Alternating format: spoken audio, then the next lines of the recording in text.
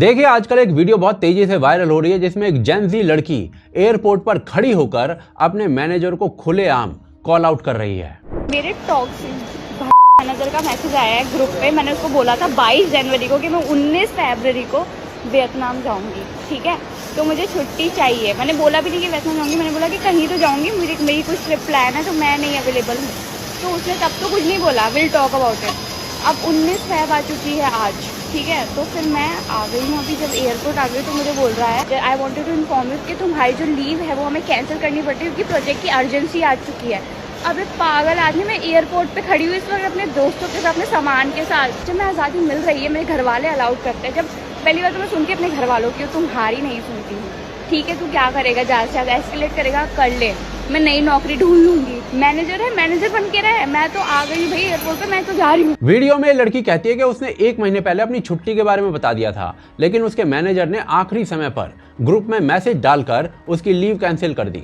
मुझे पता है डिप्लॉयमेंट है, ये वो होता रहेगा जिंदगी भर में, इसलिए कमाती हूँ ताकि मैं घूम सकूँ, इसलिए नहीं कमाती कि मतलब ऐसा कुछ वो नहीं है कि आई लव वर्क और मैं बहुत वर्कहॉलिक हूँ और मेरे को बहुत काम करना पसंद है, ऐसा कुछ नहीं है। मैं इसलिए कमाती हूँ ताकि मैं घूम सकूं। इस वीडियो को लाखों लोग देख चुके हैं और कुछ लोग उसके समर्थन में और ये कह रहे हैं कि उसने सही किया, लेकिन मेरे लिए ये बात सही और गलत की नहीं है। बात ये है कि ये बात सिर्फ एक वीडियो की नहीं है, बल्कि ऐसे लगातार ना जाने कितने वीडियो सामने आ रहे हैं जहां जेन ज़ी एम्प्लॉइज अपने ऑफिस के टॉक्सिक कॉर्पोरेट कल्चर को कॉल आउट कर रहे हैं। मेरे जो रिपोर्टिंग मैनेजर हैं उन्होंने मुझे बोला कि थोड़ा सा और काम से साक्षी दे रहा हूँ कर दो, तो उनको कहा कि नहीं सर आज मुझे टाइम पर ही निकलना है, टाइम पर ही निकलना है, माइंड मैंने नहीं कहा। तो वो मुझे कहते हैं कि मैं कल रात से ट्रेन में बैठा हुआ था, आज सुबह 7 बजे मैं यहाँ पहुँचा हूँ और अभी भी शाम के 6:30 बजे मैं घर नहीं गया हूँ। मतलब ये जबरदस्ती स्ट्रगल को ग्लोरीफाई करना, why is this important? In fact ये आइसोलेटेड इंसिडेंट्स नहीं है, ये एक लार्जर ट्रेंड का हिस्सा है। जेन ज़ी ओपनली कॉर्पोरेट कल्चर को चैलेंज कर रही है। I think even Gen Z, like the way they operate, the way they think, they'll just say no, I will not do it. And there was no option of saying And no. we could never say that. We're like, it was thrown at us like a challenge. It'd be like, get it done, and you'd be like, oh my God, I have to get it done. लेकिन सवाल ये उठता है कि ऐसा हो क्यों रहा है? तो देखिए इसे समझने के लिए हमें थोड़ा सा पीछे जाना पड़ेगा। हमें ये समझना होगा कि इससे पिछली जनरेशन यानी कि मिलेनियल्स, इनके काम करने का तरीका क्या था। देखिए बहुत से मिलेनियल्स का करियर उस समय शुरू हुआ जब 2008 में दुनिया में बड़ी इकोनॉमिक क्राइसिस आई हुई थी। उस समय ग्लोबल लेवल पर लाखों जॉब्स खत्म हो गई थी, कई कंपनीज ने हायरिंग रोक दी थी, कई लोगों के ऑफर लेटर्स कैंसिल हो गए थे। भारत में भी IT, बैंकिंग और प्राइवेट सेक्टर में अनसर्टेनिटी बढ़ गई थी। उस समय जॉब मिलना ही बहुत बड़ी उपलब्धि माना जाता था, इसीलिए उस जनरेशन ने एक माइंडसेट बना लिया था कि अगर जॉब बचानी है तो एक्स्ट्रा मेहनत करनी होगी, देर तक ऑफिस में रुकना होगा, वीकेंड पर भी काम करना पड़े तो करना होगा। कई लोगों के लिए अवेलेबल रहना जॉब सिक्योरिटी हो चुका था उस समय। अगर मैनेजर ने रात को 10 बजे कॉल किया है तो उठाना ही होगा, अगर छुट्टी कैंसिल हुई है तो चुपचाप मान लेना होगा। उस समय कॉर्पोरेट वर्ल्ड में एक कॉमन सोच थी कि जो एम्प्लॉय ज्यादा घंटे काम करता है वही ज्यादा लॉयल है। अगर किसी ने मैनेजर को मना किया तो उसे नेगेटिव नजर से देखा जाता था। वर्क लाइफ बैलेंस की बातें प्रेजेंटेशन में होती थी, लेकिन ग्राउंड रियलिटी अलग थी। बहुत सी जगहों पर अनपेड ओवरटाइम कॉमन था।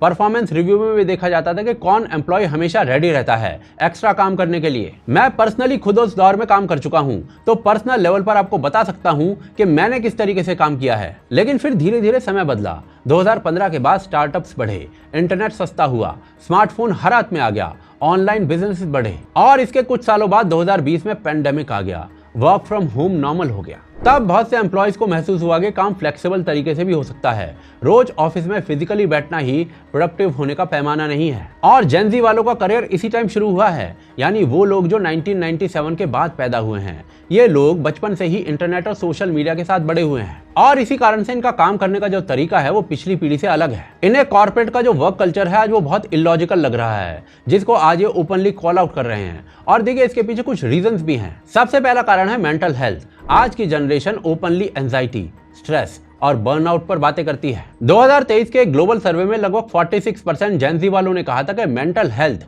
उनके लिए टॉप प्रायोरिटी है। आधे से ज्यादा लोगों ने यह भी कहा था कि अगर वर्क प्लेस एनवायरनमेंट टॉक्सिक है तो वो जॉब छोड़ने के बारे में सोच सकते हैं। And one of the things we find is that young people don't want to have value mismatch between their personal lives and their work lives. It's really, so the word authenticity you said, I think sums it up very well. It's looking for those opportunities to both make a living, but also make a life. And that involves things that like mental health supports or work-life balance or being able to take time off. That's not just, so many days off, but really feeling supported to do those things. And I think we saw those kinds of things come through really loud and clear when we did this research with young people. पहले लोगों के लिए stress और depression जैसी चीजों पर बात करना टैबू होता था। अब यूथ ओपनली डिप्रेशन, बर्नआउट जैसी चीजों को एक्सप्रेस करते हैं। दूसरा कारण है क्वाइट क्विटिंग। जिन्हें इस वर्ड का मतलब नहीं पता तो उनको बता देता हूँ, इसका मतलब जॉब छोड़ना नहीं है। इसका मतलब है कि एम्प्लॉय अपनी जॉब डिस्क्रिप्शन के हिसाब से काम करेगा, लेकिन एक्स्ट्रा अनपेड एफर्ट नहीं देगा। आसान भाषा में कहें तो जितना कहकर जॉब में रखा गया है उतना ही काम, उसके अलावा कुछ नहीं। एंड देखिए इसका एक रीजन भी है। फॉर एग्जाम्पल, कुछ दिन पहले एक मामला सामने आया था जिसमें एक एम्प्लॉय ने कहा था कि वो सुबह 11:30 बजे ज्वाइन करेगा क्योंकि पिछली रात वो 8:30 बजे तक ऑफिस में था।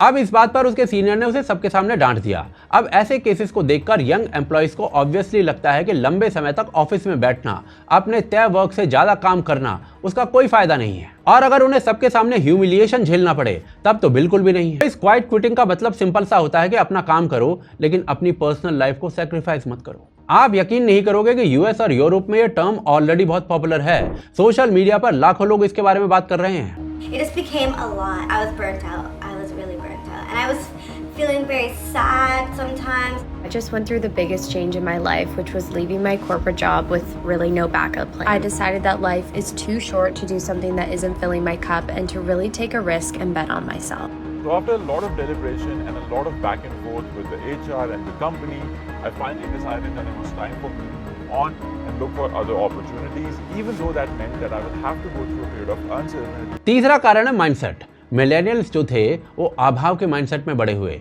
उन्हें लगता था कि जॉब मिलना मुश्किल है और खो देना बहुत आसान है। वहीं दूसरी तरफ जेन ज़ी कंपैरेटिवली डिजिटल इकोनॉमी में बड़ी हुई है। Freelancing, remote jobs, online business, content creation, इस टाइप के ऑप्शंस की बाढ़ है आज।